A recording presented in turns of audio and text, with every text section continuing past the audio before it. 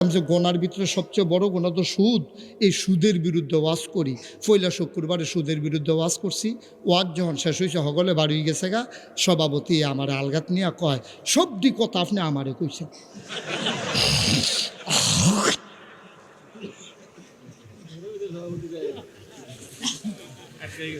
হ্যাঁ, আমার দুস্থ কয় হারামও না।